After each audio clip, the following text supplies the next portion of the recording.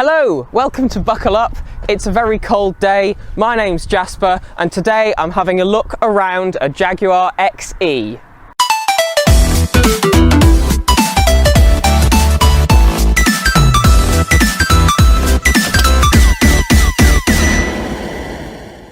We start, as always, at the front, where with the modern Jag styling, it's very much a case of new money as opposed to old money. The lights look like angry cat's eyes pointing forwards to the central grille, which is a beautiful grille on all modern Jaguars. A point of note is at the front of the car there are a lot of Jaguar names and badges. You've got the centre badge, and then on the number plates around you've got two logos as well as Jaguar.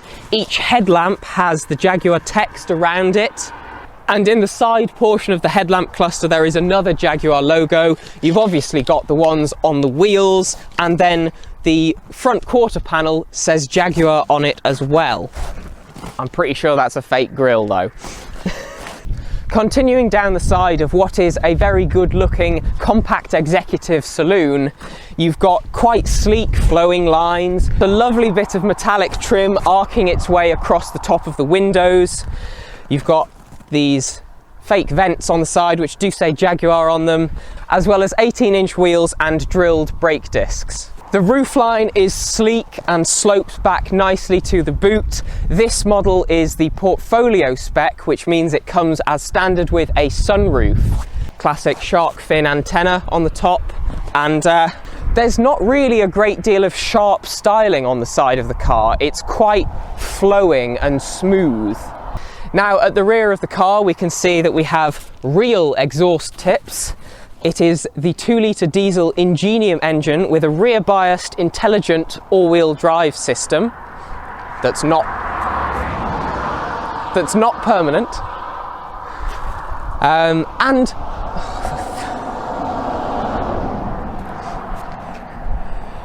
And the excessive Jaguar badging and naming continues, with obviously the large one on the rear of the boot, two on the number plates around the Jaguar name, and then another one embossed into the reflector in the tail lights, and then standard in the centre of the wheel caps as well.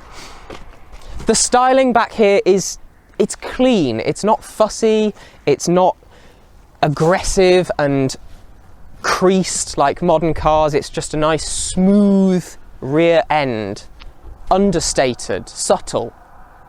I like it. Shall we have a look inside? The boot of the XE is a slight letdown, with the capacity only being about 291 litres, which for a car in this class is quite small. I do like the way that the struts for the boot are fully concealed. That does add a nice premium element to the rear of the car. However, something that detracts from that is the fact the AdBlue filler cap is located within the boot. This means that if you aren't careful, and you have to be very careful, you do end up splashing a bit of the lovely urea solution onto the carpeting at the bottom of the boot. Jaguar did move the AdBlue filler into the fuel flap on later models, but at the start it was within the boot. Another gripe that you can have with the boot in this is you can't actually fold the rear seats down, and a ski hatch was an optional extra that this particular car does not have ticked, so that's all you're getting. A plus point, however, is the fact that this car actually has a space saver spare wheel instead of a tyre inflation kit, and underneath the space saver wheel is the battery, so that weight distribution must be pretty good. There's some fuses under there, I don't need to know about that. Should we have a look inside?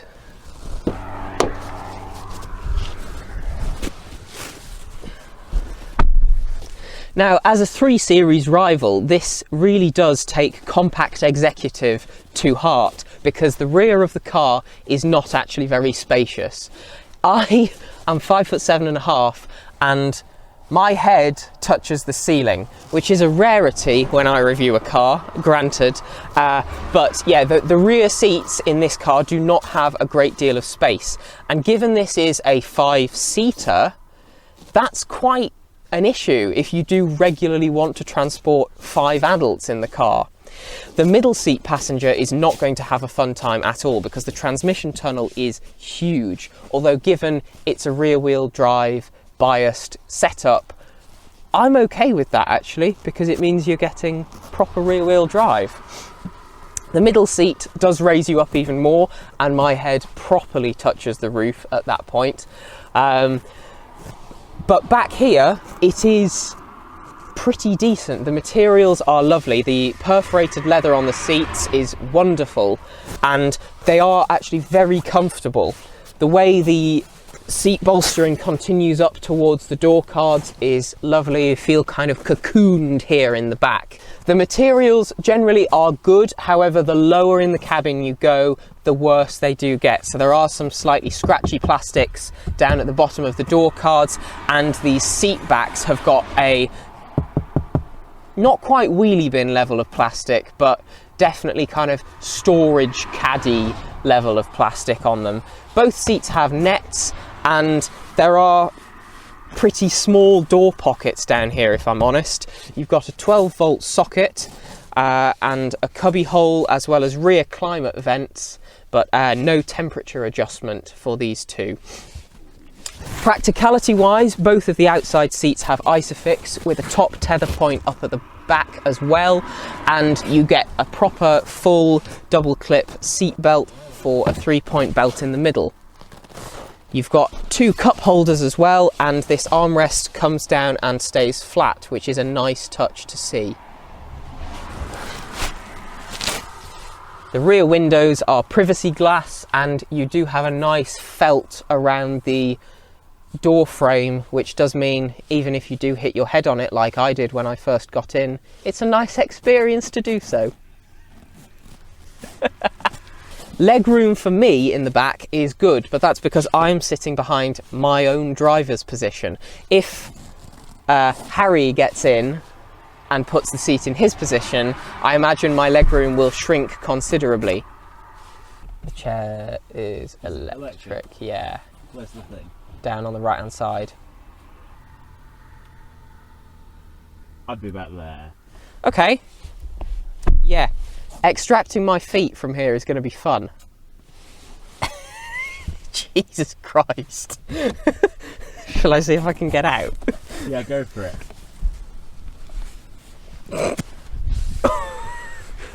I mean... Let's see if I can get in. Turns out it's a compact executive saloon for compact people.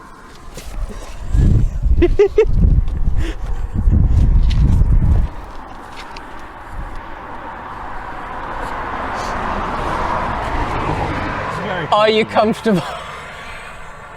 I'm having a great time. Jaguars are my favourite cars. It's the will, not the way. Of course, if you're behind me... There, now I can sit up, sort of alright. So we can sit behind each other, but not ourselves. Yeah. Well, you can't sit behind yourself. You join me here in the front, where above your waistline, the materials are fantastic.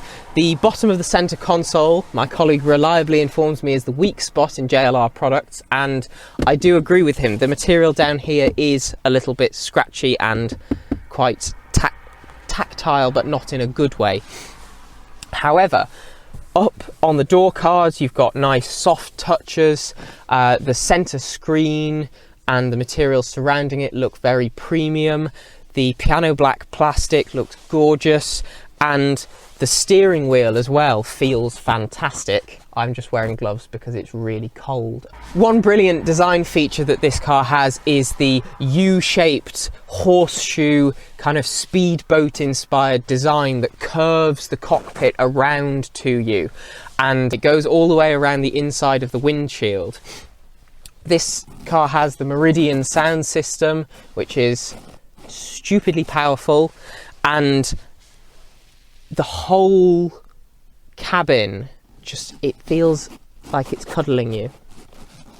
The headlining is light, which is a good contrast to the rest of the interior, which is a dark leather or plastic, so that adds an element of lightness to the car. This also has a sunshade and sunroof, which isn't working because the ignition's not on. You have to demonstrate it, Jasper. Oh yeah, you do on the internet, don't you? We'll do it in B-roll. Okay.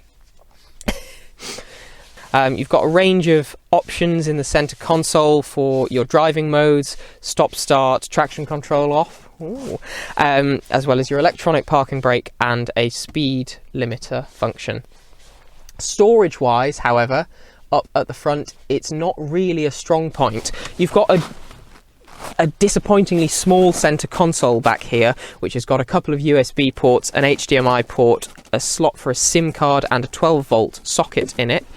But other than that and these cup holders, there isn't actually too much storage because the door pockets are disappointingly small and the glove box is kind of standard, but once you've got an owner's manual in there, you're not going to fit too much else in there. The excessive Jaguar badging continues up at the front as well, with all of the air vents having Jaguar written across the adjustment. There's a Jaguar nameplate in the centre of the curved section, as well as the embossed leaper in the headrests. There is also a leaper on the steering wheel. Some of the climate controls are physical buttons, which is good to see. So temperature wise, both for the dual zones you can adjust, and your fan speeds you can adjust using physical buttons. However, if you want to turn on your heated seats or adjust where the airflow comes from, you have to push a button and then adjust it on the screen, which is a little bit frustrating because it adds an extra step to making yourself comfortable.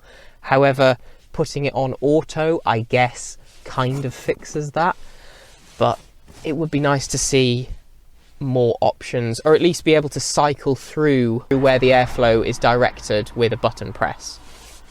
This has got a heated front windscreen, which is good to see, especially on days like today where you might need to clear frost from the windscreen. That will be very helpful. There's a nice little cubby for your phone here, but no wireless charging options. Shall we start it up and go for a drive? Before we do that, what do we have to do? We have to buckle up. So, the XE has a push button start because it's keyless entry, keyless go, etc. The gear selector is a rotary dial which rises out of the center console when you start the engine, which is just, it's such a luxurious feel. This has got full parking sensors and a reversing camera as well. So this has the 2-litre Ingenium diesel engine, which produces 177 brake horsepower and 430 newton meters of torque, both of which are pretty healthy numbers. It's mated with an 8-speed ZF automatic gearbox. That means that it generally feels incredibly smooth to drive. The car feels planted, it handles very well, and it is nice to know that the powertrain is rear biased. That is definitely something that I do quite like. The gearbox also has a sport option, which you have to push the rotary selector down and then twist into, and that does sharpen up its responses a little bit. And I mean, it'll hold a gear slightly longer and slightly higher.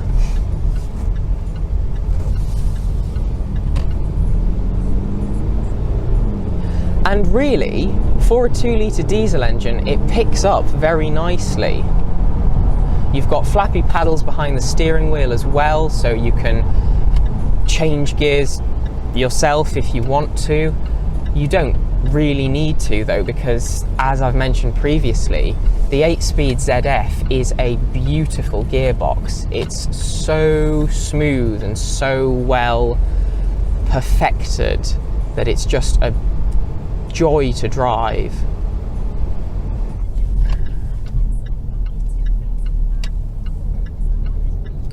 The switchgear and everything you put your hands on in here also feels incredibly nice. All of the interior really is just fantastically well put together. It feels premium, it doesn't rattle, it doesn't creak, it just feels superb.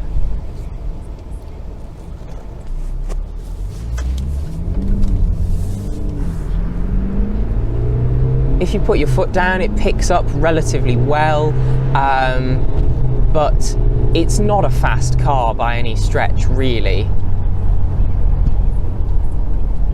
It's not. However, it's fuel efficient, and the engine really does everything you need it to for a car like this. As a compact executive saloon, all you need to be able to do is waft about gently. So it really is a very well balanced and selected engine for the driving experience you expect from a car like this. And at low speeds, I don't think you'd know it was a diesel engine, because it's incredibly refined once it's warm. When cold, it's not quite as smooth as you would hope. However, once warmed up, it's absolutely silken. There's a digital driver's cluster, and you have also got the large center screen, which is very nice, very responsive, premium graphics. All in all, the whole package is just, it's very well put together. One thing that does slightly stress me out is the fact that the steering wheel has a circular section to it, but that is actually slightly below the center of the wheel, which means when you turn the wheel, it doesn't quite look right. But I mean, the rest of the steering wheel, all of the switch gear on it, the buttons, and the leather that's wrapped around it, it's just wonderful. This car's got lane departure warning system, automatic headlamps, auto wipers. It's a very easy to drive vehicle. When setting off, it does feel slightly lethargic. The engine revs up a bit before you actually start moving. I don't know if that's because I'm being incredibly gentle with the throttle, or because it's actually, it just kind of allows the revs to rise to a point where it'll just be able to smoothly take off without the engine bogging down. I'm not sure. At speed, it's incredibly quiet, it's well refined, and there's some tyre noise, but really there's not too much noise at all. It gains speed pretty well. I'd say that the driving experience it's everything you'd expect from a car in this class and with this engine. A 320D will perform very similarly and drive quite similarly as well. I know that this Jag XE does have a very well sorted chassis and is actually a pretty good handling car for the class. Even the kickdowns are very smooth if you aren't mashing the throttle. The gearbox will change, but it brings the power back in incredibly smoothly. I like the positioning of the stalks as well. While they are actually protruding from the steering column quite low down, they have a kind of zigzag shape in them, which means that they actually sit at the perfect location for you to just flick with your fingers.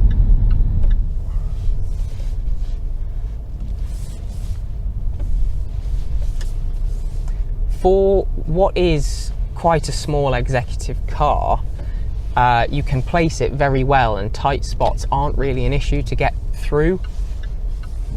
It's just so easy to drive. There's no fuss about it. You just start it, stick it in drive, and off you go.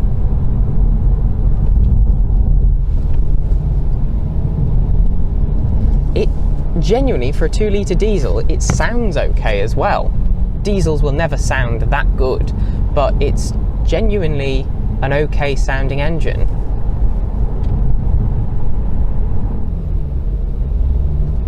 The brakes are also excellent. They're very progressive but not too bitey, and they have a lot of stopping power behind them.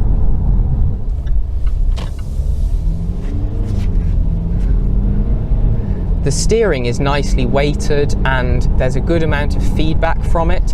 In fact, it's perfectly weighted, I'd say. There's not too much assistance in any way, shape or form. And it just means that you can be confident with where you place the car.